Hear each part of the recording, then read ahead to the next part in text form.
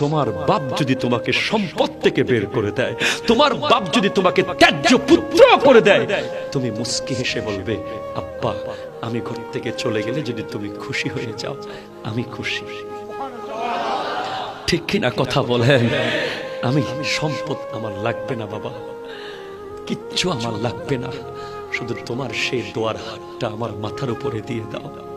বিশ্বাস করেন, আমি আপনাকে গ্যারান্টি দিয়ে বলছি, বাবার কাছে টাকা থাকলেও, বাবা ব্যবসায়ী হোক, বাবা কোটি টাকার মালিক হোক, তারপরেও চাকরি থেকে যখন আপনি বেতন পান, আপনি 100টা টাকা বাবার হাতে দিয়েন, 500টা টাকা বাবার হাতে দিয়ে, বাপ বলবে না না লাগবে না, আপনি বলবেন তুমি নদীতে ফেলে দাও। ঠিক কিনা কথা বলেন না? দেখবেন ওই বাপ সেদিন রাতে অন্ধকারের ভিতরে দু চোখের পানি ফেলে আল্লাহকে বলে, আল্লাহ আজকে আমি ছেলে হয়ে গেলাম, আমার ছেলে বাপ হয়ে গেল, আমার ছেলে আজ বাপ হয়ে আমাকে টাকা দিচ্ছে।